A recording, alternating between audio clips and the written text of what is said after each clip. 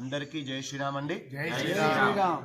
మనతో పాటు భాగ్యనగరం హైదరాబాద్ నుంచి వచ్చినటువంటి ఆంజనేయ స్వామి దీక్షాపరులు ఉన్నారు. వీళ్ళకు ఒక అద్భుతమైన విషయం చెప్పాను. వీళ్ళు ఎక్కడైతే సన్నిధానం ఏర్పాటు చేసుకుంటారో అక్కడ ఆంజనేయ స్వామి మూర్తి పెట్టి అద్భుతంగా పూజలు చేస్తారు 2 పూట్ల. అంటే అక్కడ ఆంజనేయ స్వామి స్థిరంగా ఉన్నాడు, నిస్సందేహం. ఆంజనేయ స్వామికి ఆరాధనీయుడు రాముడు. ఎక్కడైతే వీళ్ళు సన్నిధానం ఏర్పాటు చేసుకున్నారో ఆ చుట్టుపక్కన ఎక్కడ రామాలయం ఉన్నా ఆ డాటా కలెక్ట్ చేయమని చెప్పారు. ఈ రామాలయాలకి సహజంగా చైత్రశుద్ధ నవమి రోజు మన సైడు సీతారామ కళ్యాణం చేస్తే, తెలంగాణలో అయితే భద్రాచలానికి మన సీఎం గారు పట్టు వస్త్రాలు సమర్పిస్తారు. ఆంధ్ర అయితే ఒంటిమిట్ట రామాలయానికి అక్కడ ఆంధ్ర సీఎం గారు పట్టు వస్త్రాలు సమర్పిస్తారు.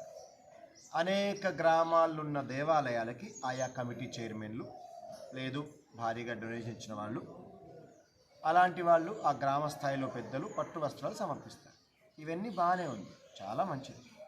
కానీ నేనేమంటాను, ఇలా దీక్ష వేసుకున్న వాళ్ళు ఏది ఆంజనేయ స్వామి దీక్ష, రాముడు అంటే చాలా ఇష్టం కాబట్టి రామాలయాల్ని డాటా కలెక్ట్ చేసుకో. వీళ్ళ సన్నిధానంలో ఆంజనేయ స్వామి తరఫున బహుమతిగా రాముల వారికి ఒక ధోవతి, ఒక చీర, కొంచెం బియ్యము, అలాగే పువ్వులు, పండ్లు వీళ్ళు తీసుకెళ్ళి అక్కడ ఇవ్వగలిగారు. తద్వారా ఎన్ని రామాలయాలు ఉన్నాయి ఆ చుట్టుపక్కన మనకి తెలుస్తుంది. ఇప్పుడు మీరు అక్కడ దాకా వెళ్ళినప్పుడు వాళ్ళకు కూడా అనిపిస్తుంది, మనం ఇక్కడ దాకా వస్తే బాగుంటుంది వీళ్ళ దాకా. అలా అందరూ దీక్షాపరులు ఆలోచించగలిగితే ఒక అద్భుతమైన దేవాలయ డాట వీళ్ళ దగ్గర ఉంటుంది. వీళ్ళు అక్కడికి వెళ్ళినప్పుడు ఆ యొక్క అయ్యగారి నంబర్, ఆ దేవాలయానికి సంబంధించినటువంటి ఏదైతే అధికారి ఉంటారో ఆయన నంబర్ పెట్టుకుంటే అదొక గ్రూప్ క్రియేట్ అవుతుంది.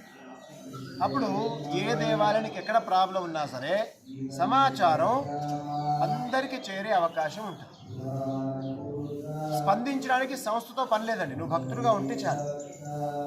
కాబట్టి దీన్ని కనెక్టివిటీ అంటారు. దేవాలయాల ఏకీకరణ, హిందుత్వ రక్షణ అని ఈ ఆంజనేయ స్వామికి చెప్పాను. చక్కగా స్పందించాను.